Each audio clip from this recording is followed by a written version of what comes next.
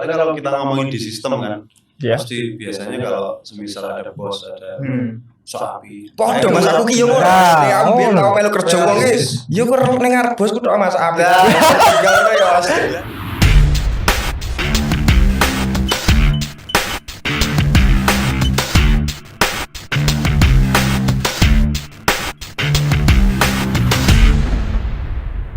Hai guys, perkenalkan nama saya Kunan dan co-host saya Aldi Mas Kursi Hidayat. dan selamat datang di podcast Gemas Generasi Emas. Nah, apa tuh Mas? Podcast Gemas ini sebenarnya. Nah, di sini kan ada tulisannya Gemas, ada Z-nya, ada tanda tandanya. Nah, di sini itu tadi kepanjangannya itu generasi emas, yang dimana generasi emas ini digadang-gadang ke depannya menjadi perubah bagi bangsa Indonesia. Jadi harapannya generasi sekarang itu menjadi generasi emas Indonesia ke depan ya, Mas. benar. Tapi realitanya Mas, pemuda-pemuda zaman sekarang ini masih banyak sekali yang berhadapan dengan masalahnya masing-masing dan kayak mereka itu kebingungan dan kesusahan menghadapi masalahnya saat ini Mas. Iya, banyak sekali permasalahan yang dialami Dan remaja pada saat ini. Iya, dan salah satu contoh masalahnya adalah tema yang akan kita bahas kali ini yaitu krisis identitas Mas. Iya, krisis identitas. Menurut sampean nih, krisis identitas itu apa tuh Mas? Krisis identitas itu kalau menurut saya kayak pencarian jati diri sih. Kayak kebingungan aku ke depannya mau bagaimana, setelah lulus bagaimana gitu. Remaja. Bingung arahnya mau kemana gitu ya. Benar. Dan hal ini sering sekali dialami sama pemuda-pemuda zaman sekarang, Iya. khususnya untuk para pelajar-pelajar kalau Iya. mau lulus itu mau ke arah kemana gitu Mas. Benar. Nah, untuk membahas tema kita kali ini yaitu krisis identitas, kita sudah mengundang seorang tamu yang cocok untuk kita ajak ngobrol tentang tema ini ya Mas. Iya, karena beliau mempunyai cerita yang sangat menarik. Karena beliau itu dulu konon katanya juga sempat mengalami masalah yang sama, yaitu krisis identitas. Beliau pernah mengalami fase yang tersulit. Sampai-sampai Mas, katanya dia itu pernah mengurung diri Mas. Sampai bertahun-tahun nih katanya. Iya. Tapi Mas, di usia 22 tahun, dia itu berhasil menghadapi masalah ini dan melewati masalah ini. Dan di usia 22 tahun juga, dia berhasil membuat suatu usaha yang dibilang sangat sukses di Ponorogo. Dan sekarang ini Mas, usahanya itu sudah ada 3 cabang. 3 cabang. 3 cabang di Ponorogo. Nah, beliau ini merupakan owner dari Rekof Coffee Ponorogo. Langsung saja kita panggil Mas Taufik Rahman. Silahkan Mas Taufik Rahman, silakan. Selamat pagi Mas Taufik Rahman. Selamat pagi semuanya, Pagi teman-teman dari juga. Universitas Muhammadiyah Ponorogo. Iya. Mas Taufik Rahman ini adalah owner dari Rekof Coffee Ponorogo. Iya. Dan beliau ini termasuk orang sukses ya. Iya. Pemuda sukses, Mas. Pemuda sukses. Tapi sebelum itu, tapi sebelum menjadi sukses ini, Mas Rahman juga pernah mengalami fase-fase sulit. Iya. Fase-fase krisis identitas. Menurut riset ini Mas Rohman, katanya sampean ini pernah mengalami fase sulit, yaitu pernah mengalami apa jenenge? Mengurung diri itu loh Mas. Iya. Itu tuh kenapa sih Mas? Kok sampai mengurung diri tuh? Mungkin kalau di waktu dulu kan nggak ada istilah kayak krisis identitas gitu. Mungkin itu Iya. prosesku untuk lebih bisa berpikir, menentukan memecahkan masalah. Oh, berarti waktu itu masalah terbesar sih menurutku itu. merenung sampean iki. Iya, lebih ke arah situ. Emang waktu usia segitu apa sih Mas kok sampai memikirkan hal apa usia semono kok sampai merenung ya? Lebih ke diri. kalau aku ini lebih mungkin dengan teman-teman yang lain mungkin beda ya fasenya dan masalahnya itu. Kalau aku itu di saat di atasku secara finansial malah. Itu malah aku merasakan hal itu gitu. Jadi mungkin ini Mas Rohman ini juga masalahnya juga banyak dialami oleh pemuda-pemuda saat ini. Iya. Jadi menarik sekali kalau kita tanya-tanya ceritanya. Iya. Tapi aneh juga sih. Kan ibaratnya kayak posisi lagi di atas-atasnya kok malah bingung gitu. Kan kebanyakan remaja sekarang itu kalau dari saya ya kan posisi masih di bawah, masih kayak uang itu dari mana, saya contohnya teman saya main, saya nggak main karena nggak punya uang. Tapi Mas Rohman ini malah punya uang malah bingung. Kudune foya-foya. Aneh loh. Nah, boleh diceritakan Mas, siapa tahu menjadi motivasi untuk orang-orang di sana. Sedikit saja ya, sedikit. Mungkin di saat itu aku transisi ya dari dulunya mahasiswa yang dengan ya posisiku dulu ya mahasiswa yang dengan jatah dari orang tua itu sangat kurang sekali. Awalnya. Ya, okay. Saya menekuni usaha itu, mengawali usaha itu ya mungkin kalau bahasa untuk teman-teman sekarang viral ya di saat itu. Kalau dulu kan nggak ada viral. Zaman 10 tahun yang lalu viral itu nggak ada kata viral gitu ya. Ada. Oh. Apa sih? Pokoknya itu ya. Lah ngepas sih Mas. Jadi posisinya itu aku buka usaha 5 bulan itu langsung boom. Itu di usia berapa Mas mulai buka usia? 22 tahun. 22 tahun itu ya. Jadi, terus sampai ini bisa melewati fase itu Mas, fase keterpurukan itu bagaimana caranya? Ya aku lebih mengurung diri untuk belajar sih. Belajar baca-baca hal yang lebih positif. Bacaan-bacaan ya. Ilmu-ilmu hitam. Iya. Karena gini Mas, yang saya ketahui itu kebanyakan ya remaja yang menutup dirinya. Contohnya Masnya tadi katanya merenung untuk belajar ya. Itu ibaratnya kayak orang yang introvert ya Mas berarti. Iya. Bukannya orang introvert itu malah susah Mas cari relasi, cari untuk berkembang itu. Oh, enggak mesti sih.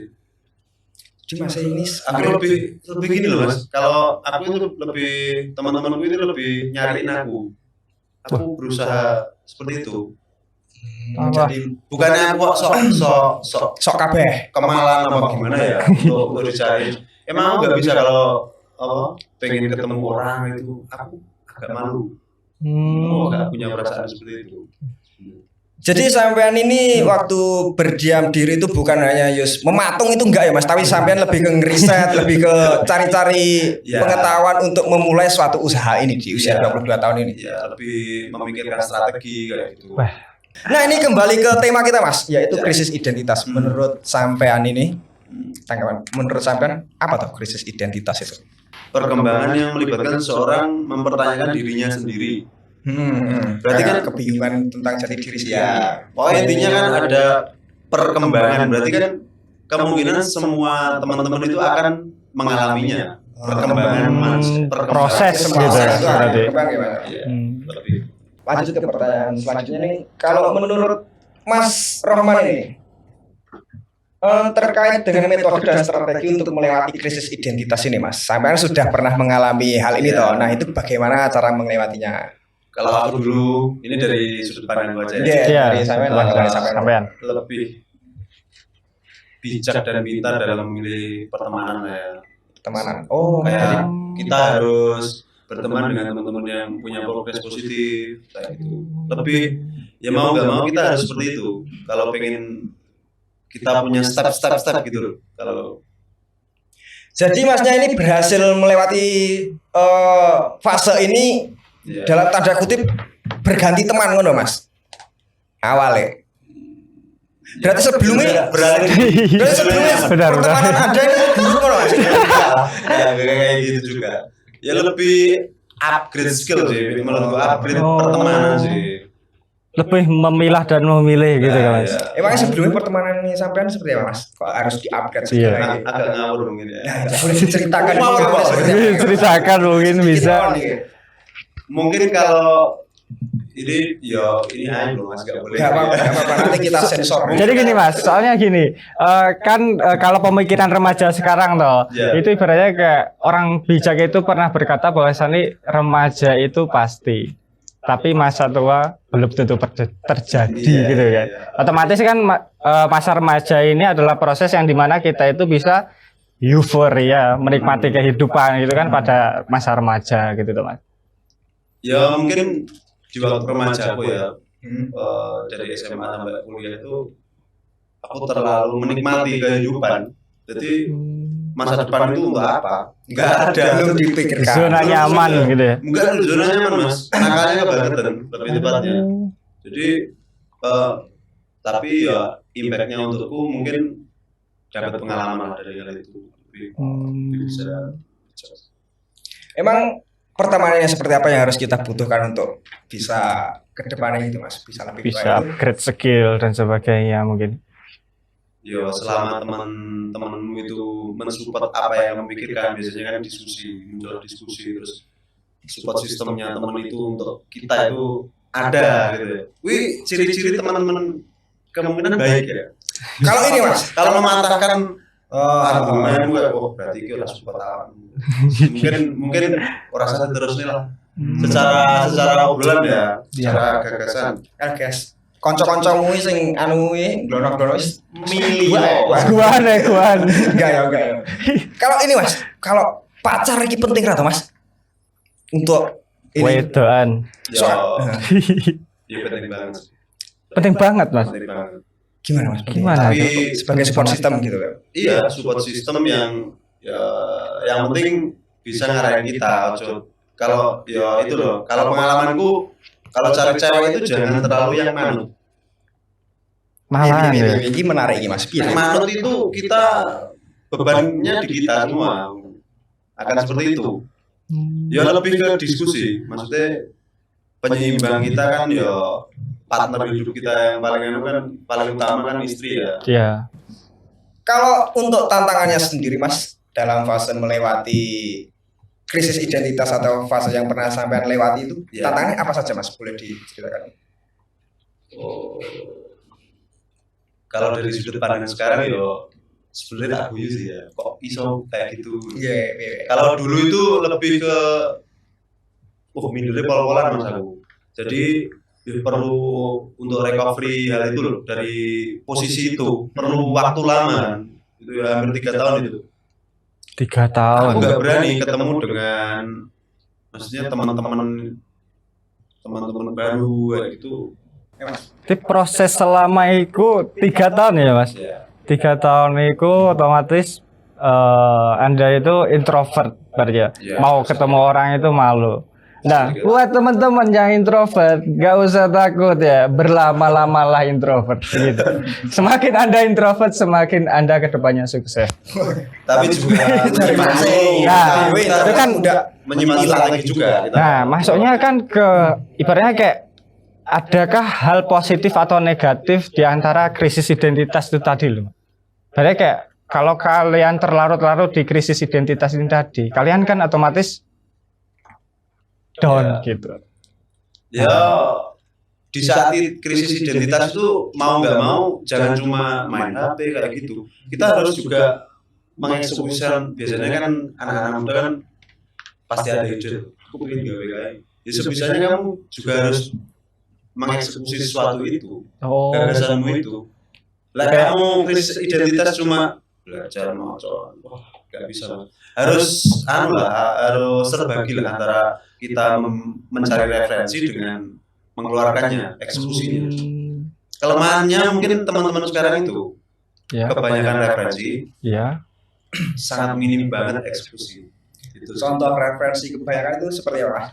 Ya lebih fokusnya contoh kalau dari Mas Gunan ya, kan pasti bacaannya mungkin tentang kreator ya, tentang industri kreatif, tentang konten kreator, kan gitu terus Mas. Nah tapi kadang mungkin sampean pernah juga ngerasain, aku kurang eksekusi. Oh, terlalu banyak pilihan Ya. Berarti itu tadi masuknya ke media sosial ya, Mas. Ya. Oh, berarti media sosial itu berpengaruh ya berarti. Menurut Sangat berpengaruh sekali.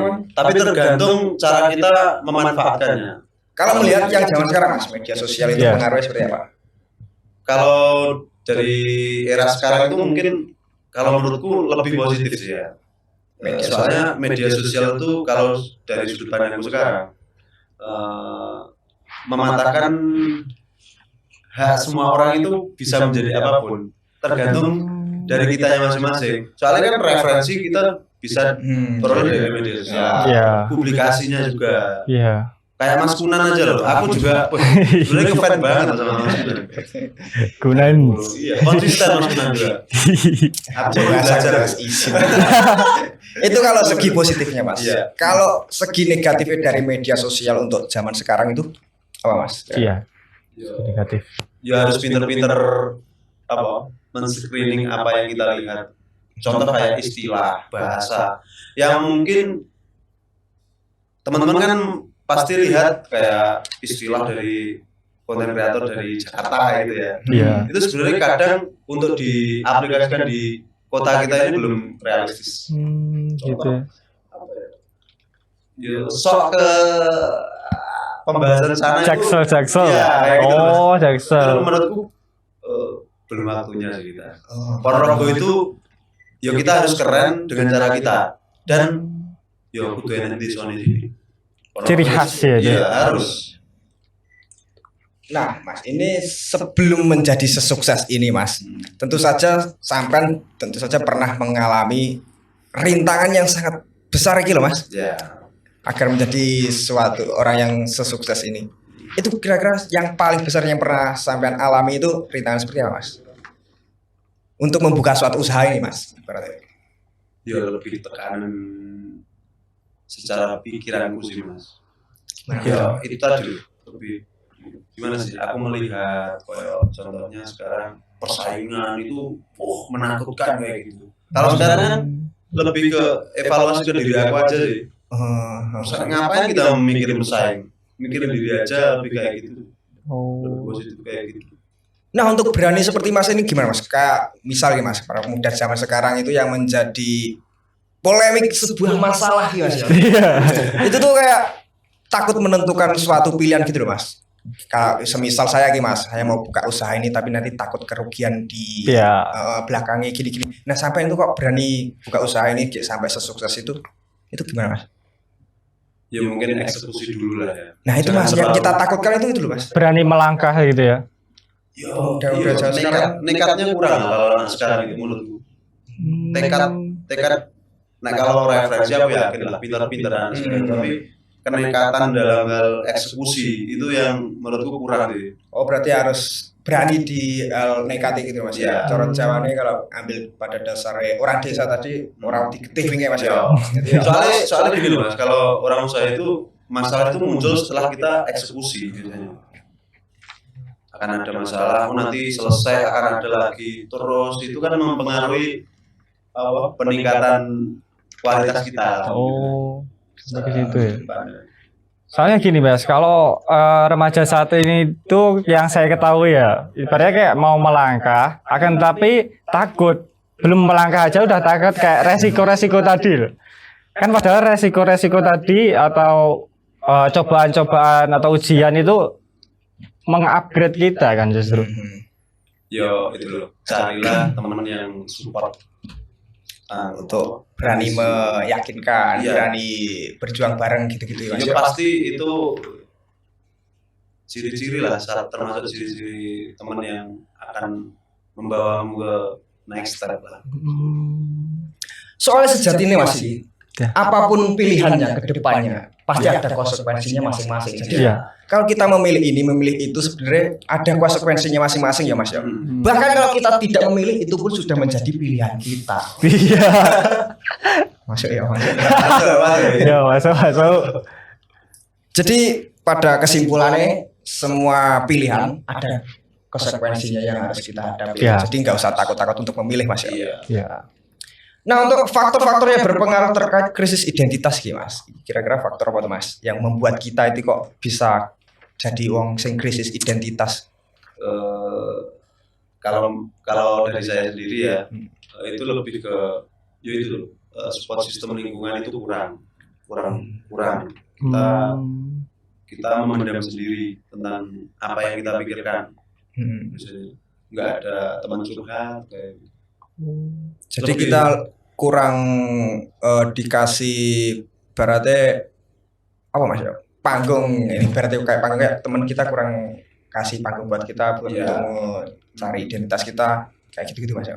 Ya sama terlalu banyak referensi itu. Bacaan itu kan apalagi sekarang Mas ya. Kalau referensi sekarang di TikTok Mas itu kan terus Mas ya. Delok orang eksekusi. Kayak itu sangat berbahaya sekali. Aku pengen iki, aku motivasi gitu ya. Mau dipengen malah orang lakon kabeh. Iya. Jadi Mas untuk menentukan sebuah pilihan tadi Mas, Kalau kan itu kan kayak kebanyakan referensi Mas ya. Nah itu cara mengatasinya gimana Mas? Kalau dari sampean. Iya. Kalau dari aku lebih ke apa kesenanganmu. Oh iya, Soalnya benar, kalau- Mas, benar. soalnya kalau kita awali dari kesenangan itu, ya kemungkinan ya yang aku alami itu energimu Wah. dalam hal itu tidak akan pernah habis. Soalnya seneng gitu Mas. Soalnya seneng. Iya, tapi gini Mas, kalau saya selaku remaja ya itu kayak contoh mau cari kerja, itu cari kerja yang sesuai passion. Akan tapi yang sesuai passion itu tadi gajinya sedikit. Nah, otomatis sengsara no Anu, kayak duit. passion itu menurut perspektif teman-teman muda sekarang kan apa yang kita sukai tok. Iya, apa yang kita sukai. Tok toh. Iya. Apa yang kita tidak sukai, padahal di passion itu di dalam wah butuh effort banget ya Mas ya. Mas Kunan loh passionnya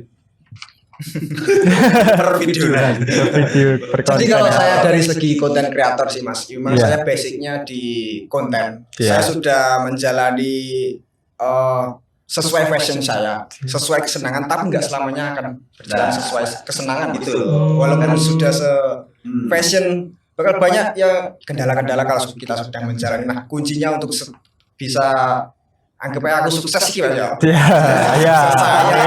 Ya, siap. Kuncinya adalah tekun Mas, niat. Ya. Tekun. Jadi ya, konsisten, tekun, niat seperti itu Mas. Dari saya Gitu ya. Nah ini Mas, kalau untuk faktor orang tua gimana Mas? Tentang krisis identitas itu gimana orang tua?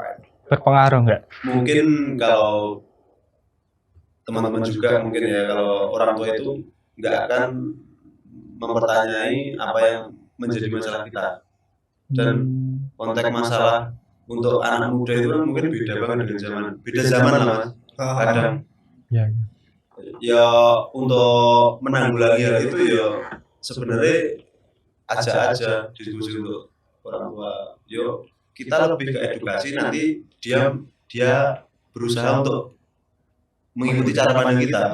Soalnya kebanyakan orang tua zaman sekarang itu cuma kewajiban Mas, kewajiban dalam hal finansial, tapi kebanyakan kayak yang penting mereka dibiayai kayak, tapi kayak kurang mengarahkan. Mungkin juga ada yang mengarahkan tapi tidak melihat potensi anaknya yang gimana. Jadi kayak anaknya pengennya gimana, Ya, tapi kadang kan menuntut kan orang tua itu. nah itu gimana Mas pengaruhnya untuk pribadinya anak muda zaman sekarang? Kalau aku sendiri dulu tuh apa yang aku lakukan selalu disupport Mas. Bejonnya waktu itu, Iya. posisiku itu. Orang tua aku seperti itu. Tapi di balik itu tanggung jawab besar yang aku rasakan itu besar sekali. Iya nek gagal. Nah itu loh. Kan harus serius mau Iya. itu. Kalau untuk Mas orang tuanya gimana ya Mas? Kalau dari segi orang tua saya itu ya flawless sih berarti. Apa ya Mas? Flawless sih berarti mengikuti pengennya anak. Nah, support berarti, gitu, Mas, ya. support. supportnya bagus lah. Ya support. Tapi kan terkadang saya itu mendengarkan cerita dari teman-teman saya juga, Mas. Padahal kayak orang tuanya menuntut nanti kamu sekolah di sini, ke sini, goal gitu loh. Nah, akan tapi contoh orang tuanya pengen anaknya jadi TNI, akan tapi anaknya itu suka futsal, gitu. Otomatis keinginan anaknya ini menghilang gitu. Iya. Gitu. Dan terkadang waktu proses menuju menjadi TNI ini tadi kan contoh berarti kayak saya pernah dengar kata-kata itu kayak ketika impianmu kamu tentukan sendiri, ketika itu gagal, itu kamu akan bangkit lagi. Akan tapi ketika impianmu ditentukan oleh orang lain, ketika itu gagal, itu mau bangkit lagi itu susah Mas. Gitu, bener ya? Terus ini Mas, pandangan Anda terkait remaja generasi sekarang ini, atau biasa kita sebut Gen Z ya Mas? Iya, gemas. Mas. Iya. Itu kedepannya bagaimana Mas untuk Indonesia ini kira-kira? Ojo Indonesia. Itu kedepannya kira-kira Kedepannya gitu untuk aja. apa ya, Bro? Untuk dunia lah. Dunia. Kabotan loh. Planet. Yes, untuk teman-teman lah. Ya untuk teman-teman aja. Mungkin harus pintar-pintar membaca peluang ya, salah satunya di industri kreatif dan ya digital. Kita Ini harus sudah ini zaman-zamannya digital Mas. iya. Ya mungkin 2 tahun lagi ini kan ada tol ya, tol infrastruktur ya. Apa wih Mas? Ya kan kayak jalan tol. Jalan tol Dalam sing ombo perumahan. gitu. Iya. Aku ngerti tol Tapi ada muncul istilah tol langit. Tol langit Apa itu nih, ya, Mas? ya itu kecepatan internet kayak gitu. Jadi 2 tahun yang akan datang kita harus fokus ke Tol langit. konten. Tol langit. Tol langit. Bukan langit yang halal ya. Itu tol langit itu ya hubungannya dengan digital. Sebenarnya. Ya oke. Nah kali ini kita akan masuk ke sesi Q&A. Q&A. Jadi kita sudah mengelompokkan pertanyaan-pertanyaan dari ini. Ya. Kita sudah ambil pertanyaan-pertanyaan ini. Kita sudah survei dari berbagai belahan dunia ini, Mas. Nah ini ada banyak sekali pertanyaan nih, Mas. Ya, ini ada beberapa pertanyaan. Ya, akan saya Arahkan kepada siapa ini, Mas? kepada kalian Ya, berdua. Apa Ya. yang masih mau coba tak arahkan kepada kalian? Ini Mas, untuk Mas Rohman dulu ya. Ya. Cara ngatasi wong golek rai min, minta tolong jawabannya dibahas di podcast ya min. Jadi kayak wong sing golek rai di apa iki Mas? Lemas ini konteksnya ini lebih apa? Konteksnya ibaratnya kayak ya contoh di kepemimpinan gitu loh Mas. Ya wong dhuwur-dhuwur gitu loh. Dalam semua Jadi sistem. mungkin iki Mas iki kalau mengait-ngaitkan dengan tema kita, dia mau cari identitas dengan cara golek rai Mas, cari jabatan dengan cara golek rai itu gimana iki Mas tanggapannya sampean Ya, iki? dalam semua sistem emang kayak gitu dan itu Memang perlu berarti. ya, emang perlu dan itu salah menurutku. Oh, itu berarti Itu wajar nggak ya, bisa Mas? di apa ya dihilangkan loh Mas. Soalnya kalau kita ngomongin di sistem kan Ya. pasti biasanya kalau semisal ada bos ada sapi. Podo Mas aku ki yo ngono. Nah, Ya aku biyen ngono. tau melu kerja wong ki. Yo kok ning ngarep bosku tok Mas apik. Ngono ya Mas. Lah, kayak gitu loh, Mas. Mas. Soalnya Itu itu hal yang nggak bisa dihilangkan sih menurutku. Wajar ya berarti. Wah sejak zaman Majapahit. berarti itu enggak apa-apa Mas ya menurut sampean. Enggak apa-apa ya. Maksudnya wajar-wajar aja gitu ya. tergantung posisi. Ah, Kalau bisanya kita kan Mungkin tanda kutip menghasilkan itu. penting positif Mas ya. Iya, Maksudnya enggak positif. bersaingnya secara positif, enggak merugikan orang lain ya. Pertanyaan selanjutnya, Gen Z disebut generasi yang cenderung lemah oleh generasi sebelumnya mengenai isu mental health. Nah, bagaimana sih? Inggrisnya Mas Rai apa ya? Si. Gen Z disebut generasi yang cenderung lemah oleh generasi sebelumnya mengenai isu mental health. Nah, bagaimana sih urgensi mental health sendiri di era generasi sebelumnya? Apa wih Mas urgensi? Urgensi ini kayak kepentingan. Nah, bagaimana sih kepentingan mental health di era sebelumnya? Apakah penting mental health itu? Yo sialnya itu loh, generasi sekarang itu muncul istilah-istilah gitu. Sebenarnya kalau kita ngomongin generasiku ya, ya juga ada kayak gitu, tapi nggak teristilahkan. Sebenarnya ada Jadi kalau tapi malah terkotak-kotak. oh, kalau dulu itu Oh. sebenarnya ya sama tapi ini Sama. lebih ditekankan aja gitu. Iya, Iya. tapi gitu. Tapi kira-kira gimana Mas orang-orang seperti itu? Ya sudut pandang positif aja lah. Sebenarnya kalau dari saya sih Mas orang-orang seperti itu harus apa ya Mas? Berubah sih Mas, nggak boleh kayak gitu Mas. Soalnya memang kehidupan ini memang keras. Mas. Iya, tapi kan juga proses juga Mas. Nggak iso Mas, iki pokok kudu Mas wong nggih. Jadi kayak proses apa ya? Soalnya gini Mas, kadang ini saya pernah mengalami kayak apa ya? Dari dasar ya, dari sesimpel ya mood ngono Mas ya kayak orang Iya. mood terus Iya. kayak semuanya nggak mau dilakukan padahal kan cuma mood Mas ya. Iya. Kalau orang dulu-dulu Mas mbok arep mutar kan butuhnya kan butuh kan Mas ya Betul, tetap dilakukan ngono kuwi. Kan bedanya mungkin dulu sama sekarang itu Mas. Iya. Itu kayak waduh kurang Mas ya. Maksudnya kayak perlu dirubah kayak kita perlu juga kayak bercermin di dulu gitu Mas ya untuk agar menjadi pribadi yang kuat gitu Mas ya. Ya mungkin itu secara referensi teman-teman itu bagus lah, pinter, tapi itu loh, eksekusinya kurang. Kalau dari sudut pandang teman-teman zaman dulu Mas, kita melihat. Tapi nggak semua teman-teman itu gitu.